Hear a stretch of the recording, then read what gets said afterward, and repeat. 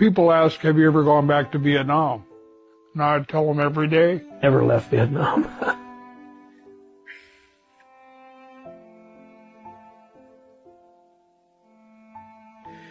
It's with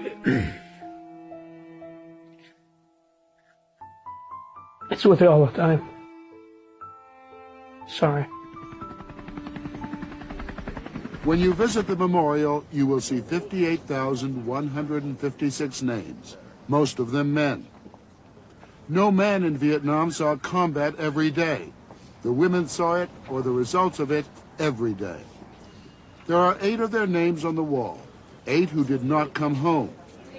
Those who did were received by a cold, even hostile nation. I remember coming home from Vietnam in August of '69, and my dad took me. He said, let's get in the truck and go to town. I'm going to take it to the feed store.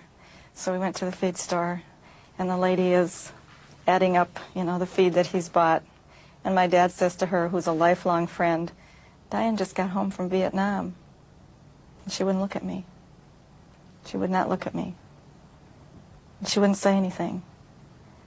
And my dad is feeling very embarrassed, and I want to crawl in a hole and disappear. And we get in the truck and we drive home, and I said, Dad, don't ever tell anybody I was in Vietnam. Just don't talk about it.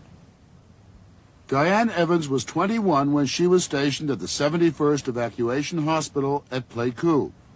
Linda Schwartz was an Air Force nurse who decided to surprise her family and come home on leave. Her sister was about to graduate from a state college in Ohio. And my dad came out on the porch, and he said, what are you doing here? And I said, I came home from my sister's graduation. And he said, there isn't going to be any graduation. And I thought, why? And he said, there's been something happened at Kent State yesterday that maybe you should know about. And I was all in my uniform, and I came into the kitchen, and there was my sister Janet. And she just got up and said, warmonger. And I thought, this is really strange, because I'm not a warmonger. I've been working to help people. I didn't realize that the people at Kent State, my sister, had just escaped almost being shot, that she was tear-gassed in her own dorm.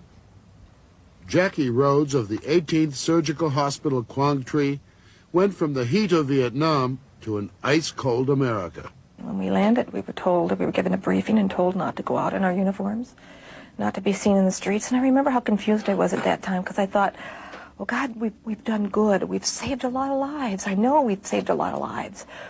We're somebody important. One reason they saved so many lives. The medevac helicopters brought men in minutes after they were hit. In other wars, thousands died on the battlefields of their wounds. The motto of the medevacs was, get him on the chopper alive and we'll save him.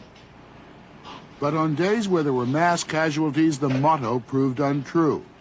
These nurses, many of them on their first duty after nursing school, had to practice triage, make the decision instantly to save who could be saved and to let die as comfortably as possible the most seriously wounded.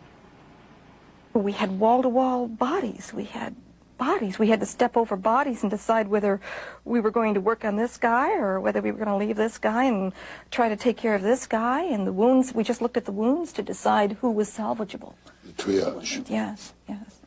Of deciding, in effect, who let the dying die. Right, yes, sir. Because you got to treat the guys with a chance. Yes, sir. What were those? You had to make those decisions. Yes, sir. Mm-hmm. Tough? Oh, yeah, because we wanted to save everybody.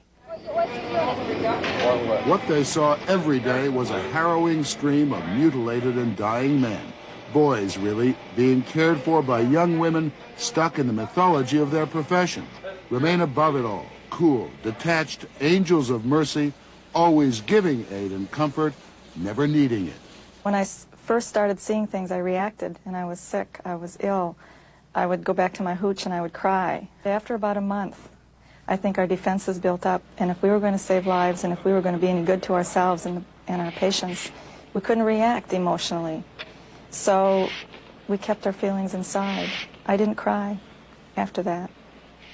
His foot was under his chin, And one of his arms He was in pieces. behind. He was in pieces in this bag. Jackie Rhodes, like most nurses, has a vivid memory of one GI, one who still haunts her. And I says, "What's your name?" The only thing I could think of saying to him. And he said, "My name is Cliff." And he said, "What's your name?" And I said, "Jackie." And he said, "You know how long it's been, Jackie, since I've seen an American nurse?" And I said, "I'm sure a long time." And I said, "Well, Cliff, we're going to take care of you now." And I clutched the one hand he had, and he said, "Hold me. I'm so afraid." I says, "Cliff, we're right here. I'm not going to let you go." And he says, "I'm just so afraid." And then at that point, he lost consciousness and he died. But I remember he was so afraid that it was very difficult for me at that time to let him go. And I had to escort his body to grave registration. I just couldn't put him in a bag, and I just couldn't let someone else take him to graves registration because I had told him I was going to take care of him.